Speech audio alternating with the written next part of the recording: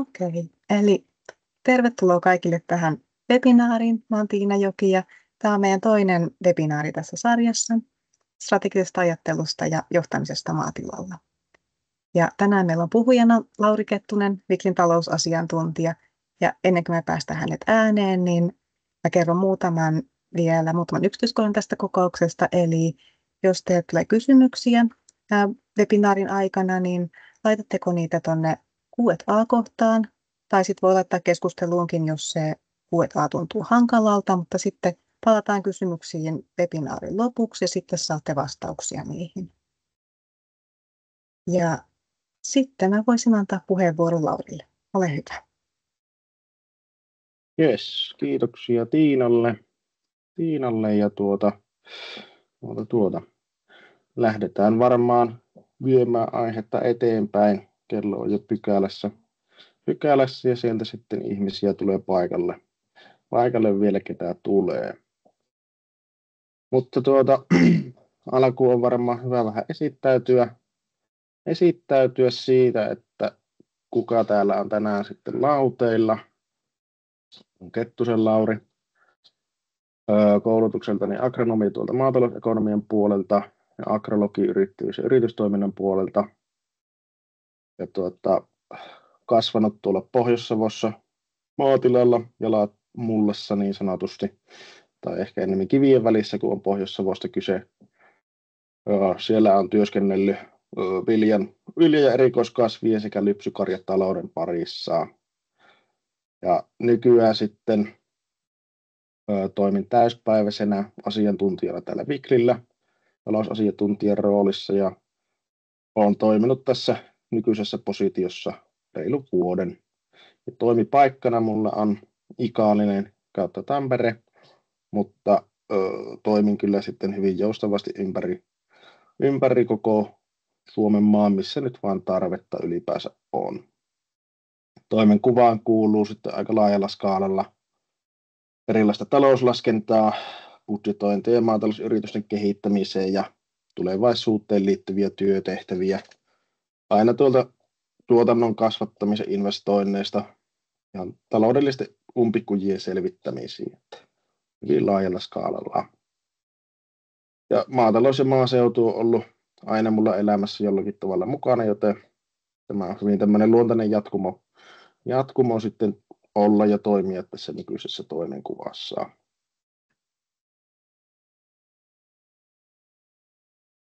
Aiheenahan meillä on tänään tosiaan sitten tässä meidän webinaarisarjassa niin maatilan johtaminen ja strateginen ajattelu. Tämähän on aiheena varsin laaja.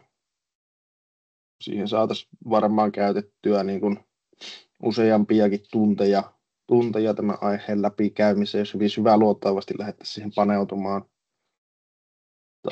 Tänään koitetaan sitten ehkä enemmän lähestyä tätä tuolta niin kuin taloudellisesta näkökulmasta, talouden suunnittelusta, strategiasta sen talouden kanssa, että saadaan siihen vähän tarttumapintaa.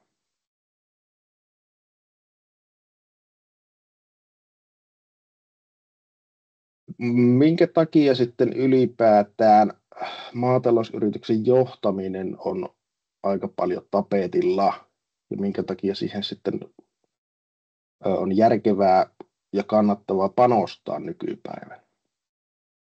Maatalous itsessään on niin kuin hyvin tämmöinen perinteinen ala. Siihen liittyy paljon tämmöisiä tuntemuksia, näkemyksiä, uskomuksia, mitä siellä on vaalittu sukupolvelta toiselle. Näin on tehty aina ennenkin periaatteella ja tämmöisessä perinteisessä johtamistavassa ei sinällään ole itsessään mitään vikaa, mutta se on hyvin haasteellinen kehityksen kannalta. Ja siinä ei varsinaisesti tavoitella sitä kehitystä kovinkaan intohimoisesti. Ja nykypäivänä maatalousyrityksissä niin vaaditaan ja tarvitaan sitä kehitystä ja muutoskykyä, että pystytään pärjäämään ja toimimaan niin kuin tehokkaasti. Ja maatalous on niin kuin itsessään hyvin haasteellisessa asemassa, että se toimii erittäin niin kuin monipuolisessa ja muuttuvassa toimintaympäristössä. Toimintaympäristön muutoksia tapahtuu jatkuvasti ja toimintaympäristöstä kun puhutaan, niin puhutaan niin kuin taloudellisesta, poliittisesta, sosiaalisesta, laillisesta ja luonnonolojen määräämistä asioista. Ja ne luonnollisesti muuttuu ja elää jatkuvasti ja siellä niiden melskeissä olisi sitten pystyttävä navigoimaan ja toimimaan onnistuneesti. Ja tosiaan sitä muuntautumista ja muutosta kun tarvitaan, niin se on hyvin hankalaa. Ja muutokset itsessään maataloudessa on sinällään hitaita ja ne sitoo paljon pääomaa. Esimerkiksi jos ruokaketjussa tapahtuu muutos kuluttajakäyttäytymisessä, käytetään vaikka esimerkkinä tämmöistä hypoteettista ajatusta, että siipikarjanlihan suosio kasvaisi siellä kuluttajien keskuudessa hyvin äkkiä. Sieltä lähtisi ensiksi viesti kuluttajille kaupalle, että halutaan lisää tuotteita, erilaisia tuotteita ja vaihtoehtoja. Sen jälkeen se viesti siirtyy kaupalta sinne teollisuuteen, elintarviketeollisuuteen, että tarvitaan lisää tuotteita ja vaihtoehtoja. Siellä elintarviketeollisuudessa se tuotekehitys lähtee käyntiin, tehdään mahdollisia muutoksia sinne tuotantolinjastoon ja samanaikaisesti sitten lähdetään viemään viestiä sinne alkutuotantoon, että nyt tarvitaan lisää volyymia siihen siipikarjan tuottamiseen. Lähdetään kyselemään ja etsimään niitä uusia tuottajia tai olemassa olevilta tuottajilta tuotannon volyymin nostoon.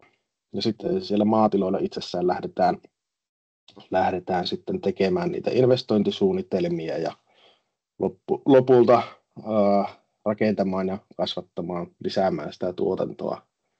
Tämä on muistaakseni tutkittu sillä lailla, että tämän koko ketjun läpikäyminen vie keskimäärin 2 vuotta. Eli ne muutokset on tosiaan hyvin hitaita. Ja niitä muutoksiin sitten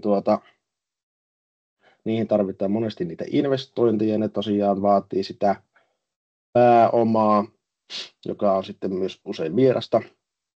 Ja maataloudelle ominaisesti pääoma sitoutuu paljon siihen tuotannon kehittämiseen, mutta se myös palautuu sieltä hyvin hitaasti.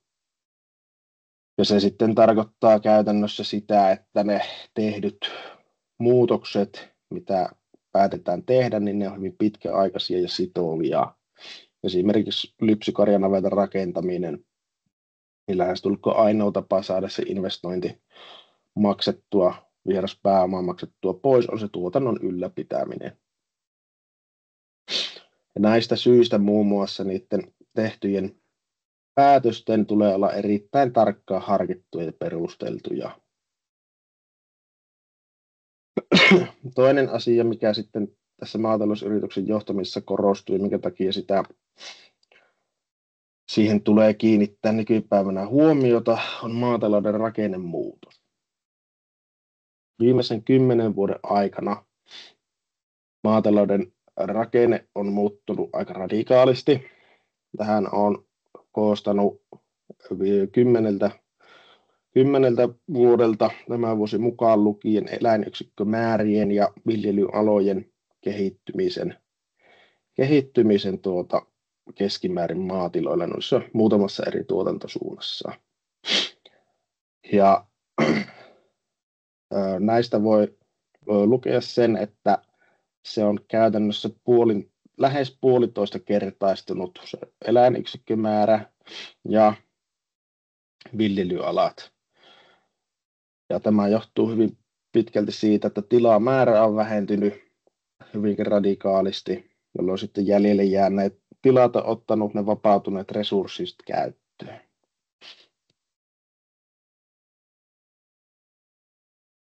Miten tämä rakennemuutos sitten näkyy tuolla viljelijäperheen työpanoksessa itsessään? Tässä on samalla lailla viimeiseltä 10 vuodelta koottu viljelijäperheen työpanosta keskimäärin vuodessa.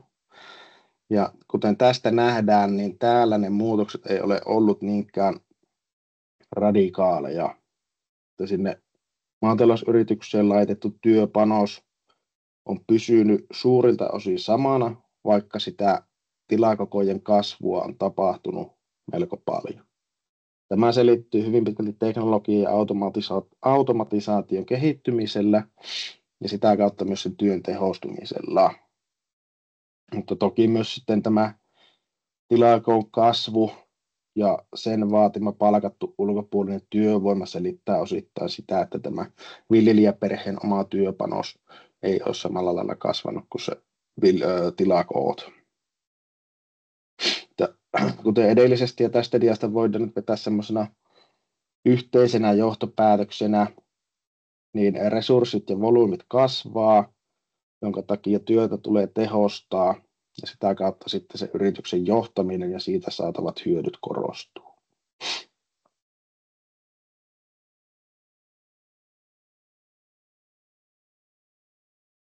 Mitä se sitten käytännössä itsessään on se maatalousyrityksen johtaminen?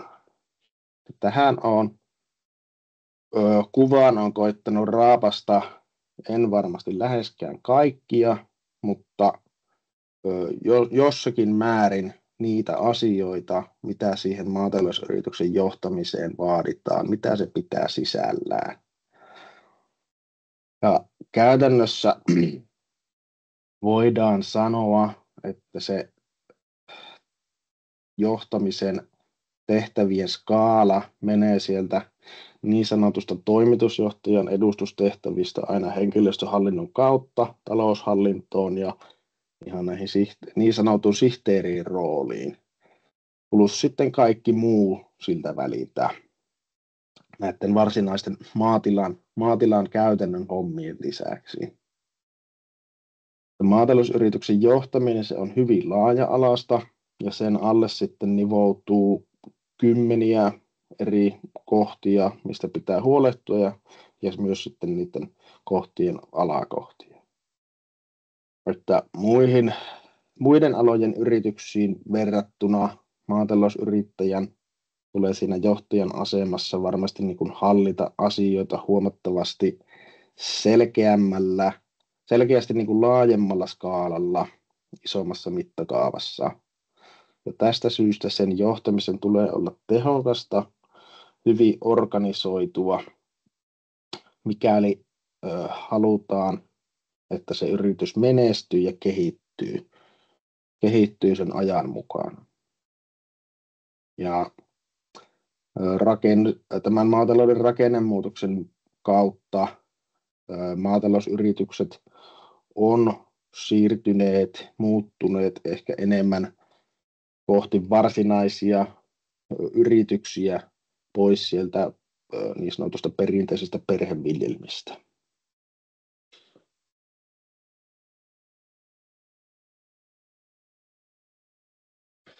Ja minkä ajan sitten se maatilan johtaminen ja suunnittelu, se työ, mitä siihen vaaditaan, niin minkälaisen osuuden se haukkaa siitä kokonaistyöpanoksesta. Ja tässä on esillä nyt 3 eri tuotantosuunnan luvut, mitkä on vuonna 2009 tehdystä tutkimuksesta. En valitettavasti löytänyt uudempia lukuja tähän mutta tässä tutkimuksessa selvitettiin tosiaan 3 eri tuotantosuunnan suunnittelu- ja johtamistyön osuutta kokonaisvuosityöpanoksesta. Ja kautta linjan keskiarvollisesti ne tulokset kertoo, että noin 1/3 kaikesta työpanoksesta menee siihen suunnittelu- ja johtamistyöhön. Eli hyvin merkittävä osa. Ja voisin kuvitella, että jos nykypäivänä tämä tutkimus päivitettäisiin, niin tuo luku olisi luultavasti vielä korkeampi, koska metatujen määrä on sitten lisääntynyt siinä varsinaisesta maatalouden työstä mitä siellä tilalla tehdään. Jos esimerkkinä ajatellaan tuosta, että maitotilan, lypsykarjatilan kokonaisvuosityöpanos viljelijäperheessä oli se noin 4200 työtuntia vuodessa, niin siitä jos lohkaistaan vuoden jokaiselle päivälle tätä suunnittelu- ja johtamistyön osuutta, niin puhutaan 3,5 tunnista joka ikinen päivä, eli varsin merkittävä osa.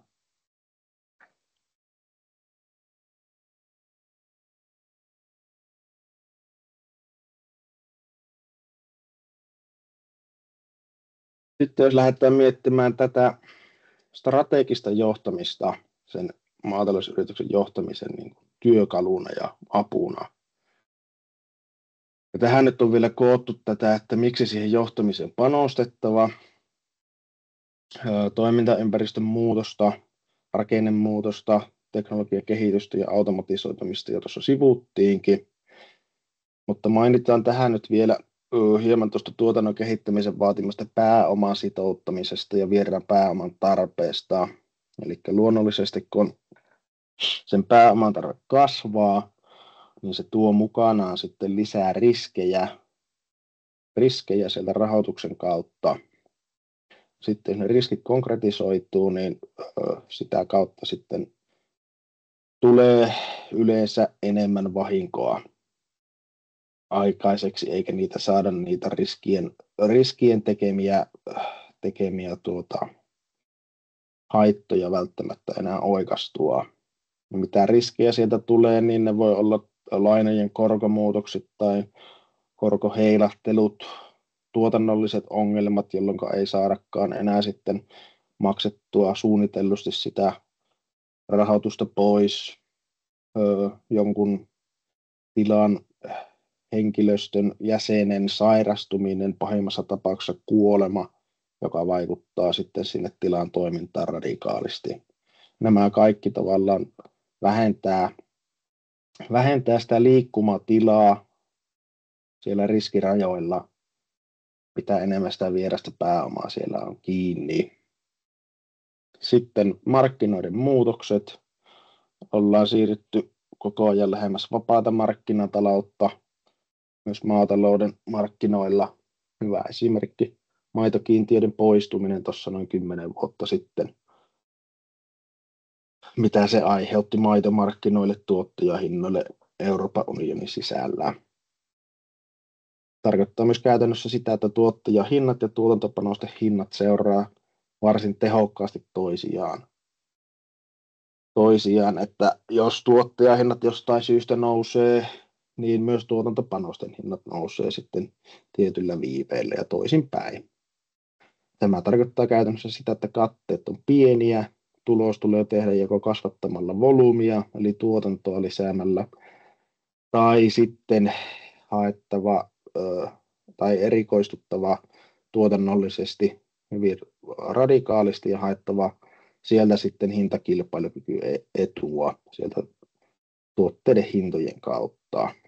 Tässä korostuu se kyky tehdä niitä muutoksia oikea aika ja oikeista syistä, mutta tulee sitten myös osata olla tekemättä muutoksia, mikäli ne ei ole niin kuin järkeviä.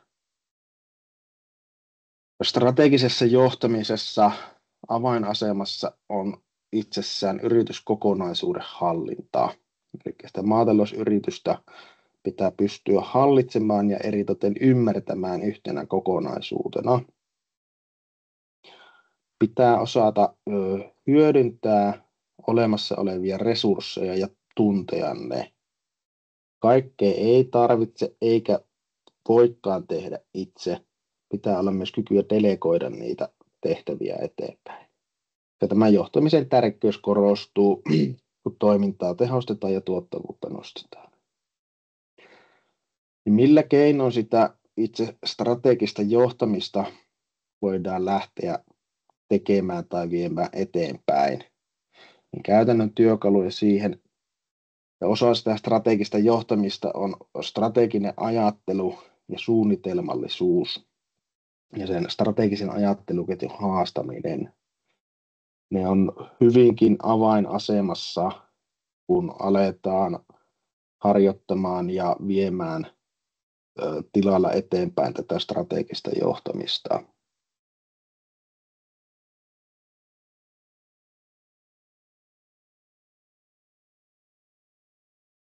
Mitä se strateginen ajattelu sitten itsessään varsinaisesti on? Strateginen ajattelu on kyky nähdä asioita eteenpäin ja tulevaisuuteen tämmöisenä loogisena ketjuna. Se on kyky nähdä ja hahmottaa, että miten se ketju niin kuin vaikuttaa tulevaisuuteen ja siihen tilan toimintaan, jos se toteutetaan.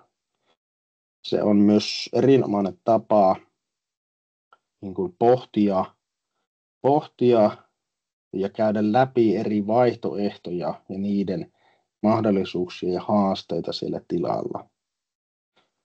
Ja se koostuu käytännössä 4 eri askelmerkistä, joista ensimmäisenä on tämä ymmärrys. Ja ymmärretään se, että mikä on se lähtötilanne siellä yrityksessä, että mistä tilanteesta lähdetään niin kuin hakemaan sitä muutosta ja mihin tavoitteeseen lähdetään pyrkimään.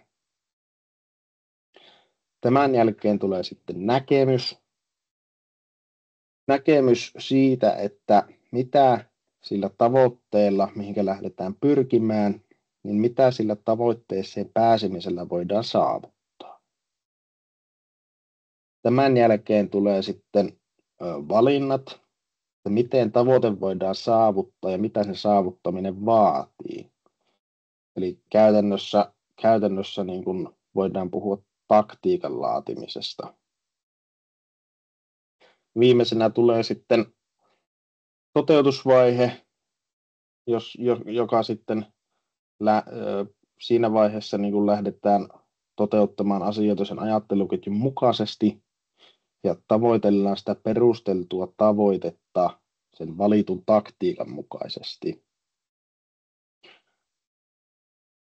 Eli tämä ajatteluketju on niin kuin työkalu eri vaihtoehtojen ja skenaarioiden läpikäymiselle. Ja sitten, niin kuin sanoin tuossa, niin tällä voidaan käydä hyvinkin laajasti läpi niitä erilaisia vaihtoehtoja ja mahdollisuuksia. Niin sieltä sitten voidaan lähteä niitä parhaita vaihtoehtoja viemään eteenpäin seuraavaan vaiheeseen, jossa niitä sitten lähdetään jalostamaan eteenpäin ja haastamaan vielä tätä ajatteluketjua. Pyritään siihen, että saadaan perusteltuja päätöksiä aikaiseksi. Ja mitä tämä ajatteluketjun haastaminen itsessään sitten niin kuin tarkoittaa? Kun on tuotu sieltä strategisen ajatteluketjun läpi joku projekti, suunnitelma, asetettu se tavoite, mitä kohti sillä halutaan niin kuin päästä, toteuttaa, niin sitä lähdetään haastamaan ja jalostamaan sitä kautta, että ensin niin kuin tulee pohtia sitä, että onko se tavoite realistinen saavuttaa ja mahdollista toteuttaa suhteessa siihen lähtötilanteeseen. Lähtötilanne vs. tavoite. Voi olla hyvinkin houkutteleva ja kunnianhimoinen ajatus niin kuin lähteä tähtäämään isosti ja korkealle, päättää, että tuplaan vaikka peltoalan seuraavan 5 vuoden aikana. Mutta näiden epärealististen tavoitteiden asettaminen pilaa oikeastaan sen koko prosessin jo heti suoraan. Se homma lähtee heti vinoon, jos lähdetään tavoittelemaan semmoisia asioita, mitä ei ole edes mahdollista saavuttaa. Eli tässä tulee taas eteen se, että pitää osata tunnistaa niitä olemassa olevia voimavaroja ja resursseja, joita siellä yrityksessä on, eli pitää tuntea se lähtötilanne.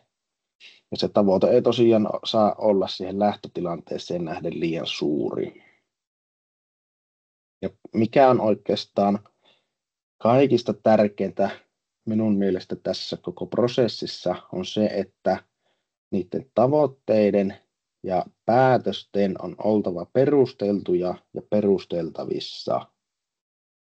Pitää pystyä perustelemaan totta kai vähintään niin kuin itselleen. Se on niin kuin aivan niin kuin pienin minimi, mutta myös kaikille muille tilan toiminnassa oleville henkilöille, avainhenkilöstölle, että minkä takia, tai tietenkin muille yrittäjille myös, että miksi sitä kyseistä tavoitetta lähdetään tavoittelemaan ja mitä sillä halutaan ja voidaan saavuttaa. Ja tässä vaiheessa on myös hyvin raikasta ottaa täysin ulkopuolisen henkilön näkökulmaa asiaan, koska se tuo yleensä aina hyvin erilaisia näkökantoja siihen päätöksentekoon.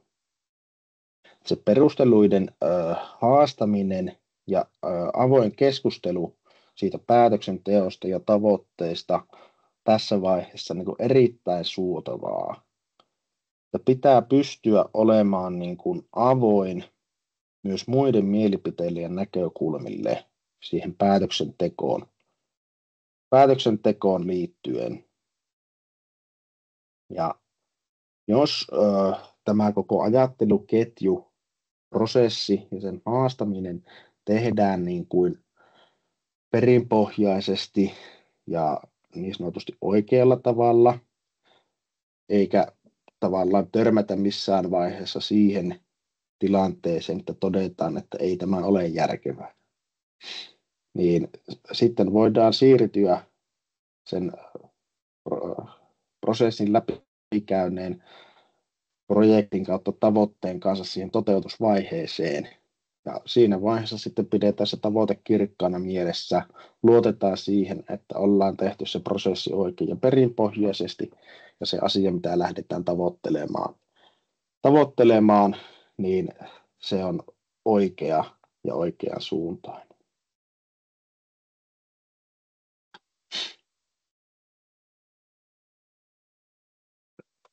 Yksi hyvä tapa selkeyttää tätä strategista yrityksen johtamista, tai että miten se käytännössä voi toimia, on niin kuin eriyttää ja eritellä näitä projekteja kautta tavoitteita kolmelle eri aikajänteelle. Voidaan puhua lyhyen, keskipitkän ja pitkän aikavälin tavoitteista, mitä halutaan saavuttaa, ja projekteista, joilla niihin tavoitteisiin päästään. Ja näille kaikille on sitten yhtenäistä se, että ne pyrkii loppupeleissä siihen yrityksen menestymiseen, yrityksen hyvinvointiin ja siihen yritystoiminnan kehittämiseen. Ja tosiaan, koska tässä strategisessa johtamisessa pyritään siihen kokonaisuuden hallintaan, niin nämä prosessit tukevat toistensa toteutumista ja tavoitteita. Ja mikäli sitten sitä strategista ajatteluketjua ja suunnitelmallisuutta hyödynnetään ja noudatetaan oikein, niin siitä tulee sitten tämmöinen yhtenäinen toimiva kokonaisuus. Miten tätä asiaa voitaisiin niin kuin konkretisoida? Niin lähdetään tekemään sitä esimerkin kautta, jos ajatellaan vaikka sukupolvenvaihdostilannetta. Otetaan tämmöinen täysin hypoteettinen tilanne, jossa olisi vaikka kotieläintila, jossa on isäntäpari, jotka on eläkeiässä aikaisintaan 5 vuoden päästä.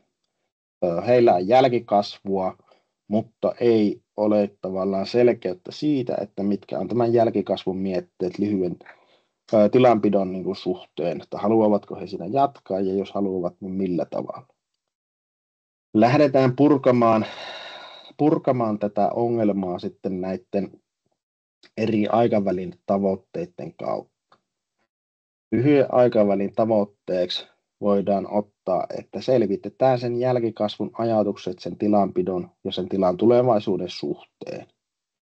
Projekti siinä käytännössä sitten on, että käydään avointa keskustelua siitä aiheesta, jossa se vanha ja uusi sukupolvi saa kertoa omat näkemyksensä ja ajatuksensa sen tilan jatkon suhteen ja sen tilan tulevaisuuden suhteen.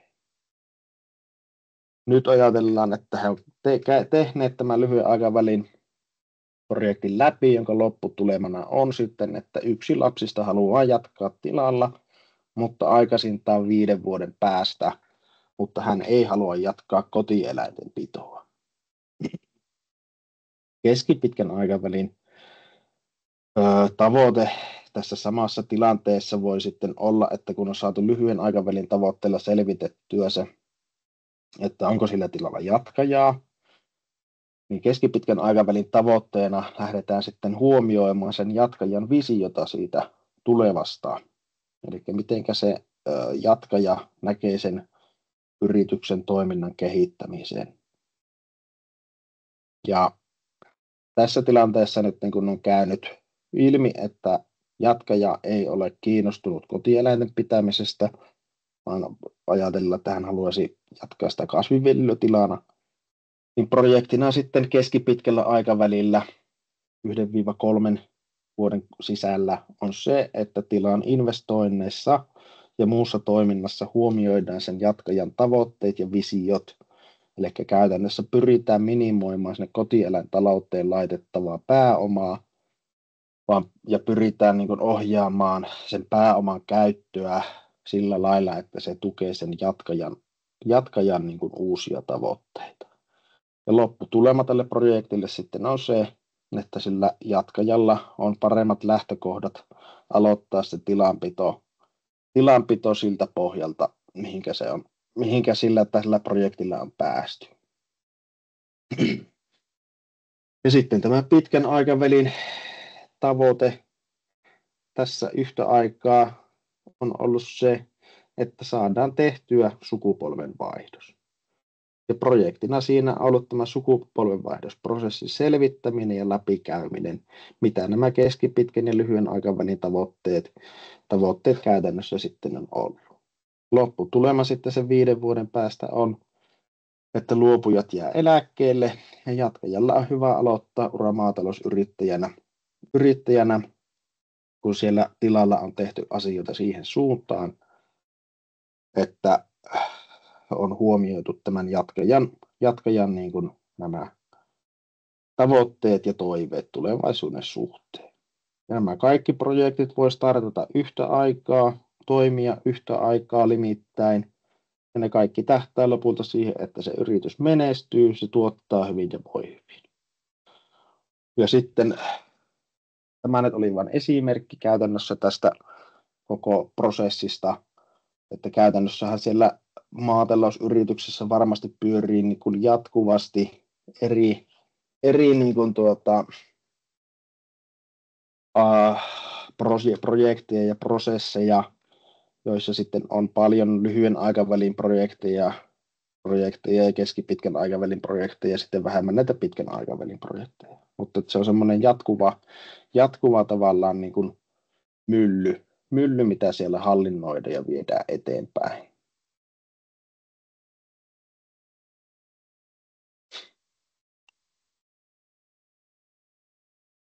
Sitten mitä työkaluja siihen strategisen johtamisen tueksi voi niin kuin olla tai ottaa käyttöön tai mitä on ylipäänsä olemassa. Varmaan niin kuin maatalousyrityksen toiminnan kannalta yksi kaikista tärkein on se kokonaisvaltainen yrityksen talouden tunteminen. Tai jos ei niin kuin ole realistista kuvaa siitä, että mitkä sen yrityksen taloudelliset resurssit on, niin on hyvin hankala tehdä niitä päätöksiä ja miettiä, että mihinkä suuntaan ja millä tavalla sitä yritystä lähdetään kehittämään tai muuttamaan. Tämmöinen taloudellinen selvitys, missä konkretisoidaan menneitä vuosia ja miltä se tulevaisuus näyttää sitten joko sillä nykytavalla tai sitten suunnitelluilla investoinneilla. Selvitetään, minnekä rahaa menee ja mistä sitä tulee. Käytännössä maatalouden maksuvalmius, jossa se rahatilanne rahatilanne sitten niin kuin selvitetään. Ja sieltä maksuvalmiudesta on sitten tärkeitä lukuja, esimerkiksi käyttökate, maatalouden tulot minus menot, joka on luku tai tulos, josta sitten katetaan laina, hoito, verot, korvausinvestoinnit, yksityiskulutus. Muita tärkeitä nyt voidaan mainita, niin esim. Paljonko lainamäärä on suhteessa käyttökatteeseen ja liikevaihtoon. Sitten mitä analyysejä voidaan käyttää sitten siihen päätöksenteon ja johtamisen tueksi. Tässä on nyt 2 mainittuna hyvinkin yksinkertaisia ja helppoja käyttää, mutta hyvin tehokkaita myös siihen päätöksentekoon. Eli ensimmäinen on tämä SWOT-analyysi. Puhutaan strengths, weaknesses, opportunities ja threats. Tarkoittaa käytännössä, puhutaan sisäisistä vahvuuksista ja heikkouksista sekä ulkoisista mahdollisuuksista ja uhista. Ja jos tätä taas viedään esimerkkiin, että miten se käytännössä voisi mennä, ajatellaan uuden lihakarjakasvattamon rakentamista. Tilalla suunnitellaan semmoista. Lähdetään pohtimaan tämän SWOT-analyysin kautta, että mitä siellä voisi olla. Vahvuuksina voitaisiin ajatella, että siellä on ammattitaitoa siinä tilanpidossa. Nykyisellä se tuotanto toimii hyvin, eläimet kasvaa tehokkaasti. Se on sisäinen vahvuus. Sisäisenä heikkoutena voitaisiin ajatella, että jos tämä tuotantoa kasvatetaan, niin riittääkö oma jaksaminen ja aika sen tuotannon kasvattamiseen ja lisääntyneeseen työmäärään. Mahdollisuuksina siinä voitaisiin ajatella, että naudanlihalle on olemassa kysyntää ja lihatalo on innokas nostamaan sopimuksen tuotantomääriä. Eli markkinoita löytyy, jos uskalletaan ja halutaan lisätä sitä volyymia ja tuotantoa. Ja ulkoisena uhkana taas voidaan ajatella, että esimerkiksi hypoteettisesti Yhdysvaltojen uuden presidentin markkinapolitiikka EU:ta kohtaan on vielä hyvin arvoituksellinen. Ei tiedetä, miten se tulee vaikuttamaan vaikka korkotasoihin. Korkotasoihin sitten vieraan pääoman kanssa.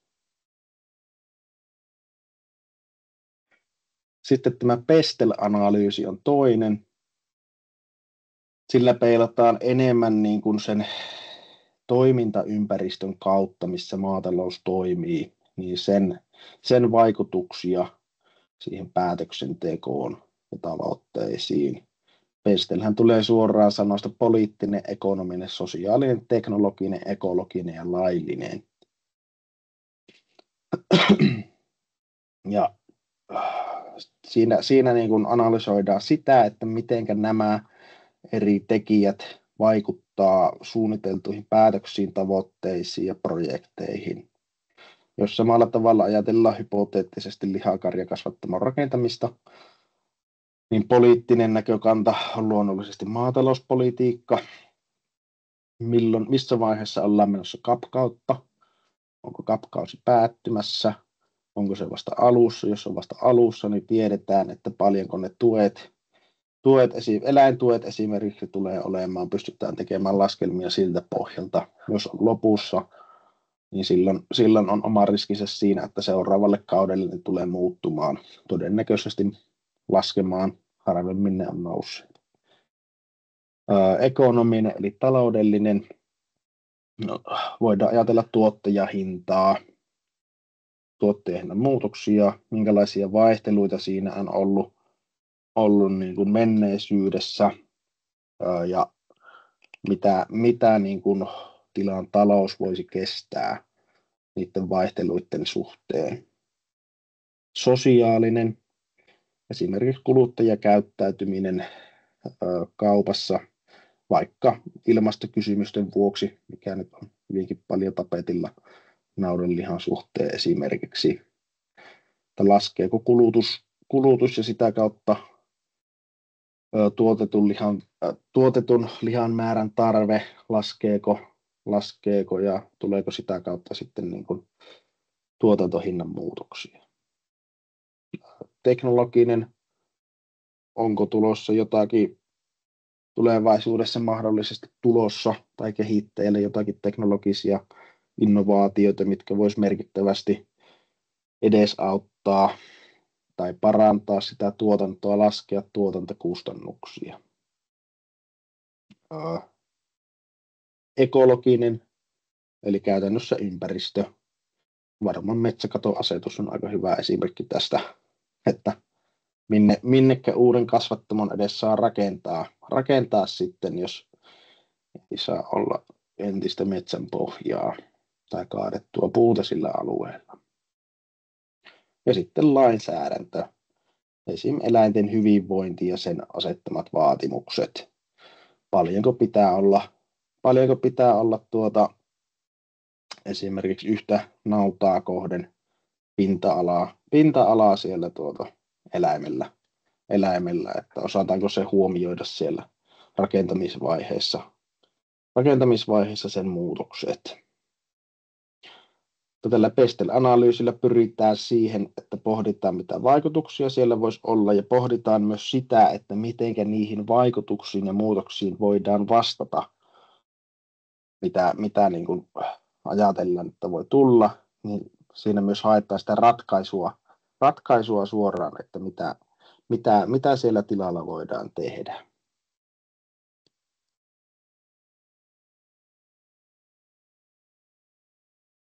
Tähän loppuun on sitten vielä ihan tämmöisiä käytännön neuvoja koonnut oikeastaan tähän maatalousyrityksen johtamiseen, strategiseen ajatteluun johtamiseen liittyen, että ota ja anna vastuuta ja delegoi. Totta kai yrittäjät ottaa harteille se isoimman vastuun siitä maatalousyrityksen pyörittämisestä, toiminnasta, taloudellisen vastuun luonnollisesti myös, mutta pyri kuitenkin jakamaan sitä vastuuta niissä tilanteissa, kun se on mahdollista ja järkevää sen yrityksen toiminnan ja oman ajankäytön kannalta. Kaikkea ei voi eikä tarvitse myöskään tehdä itse.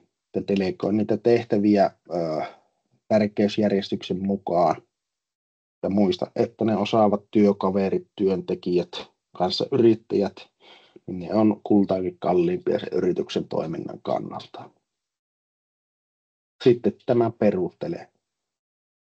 Varmista ja varmistu, että sulla on olemassa perusteet niille päätöksille ja päätöksenteolle, mitä sinä teet. Ja jos et pysty perustelemaan järkevästi ja loogisesti niitä päätöksiä, mitä siellä aiotaan tehdä, niin on hyvin todennäköistä, että ne päätökset ei ole sitten kestävällä pohjalla. Ja miten sitä päätöksentekoa sitten tehdään, niin kyseenalaista ja kysele.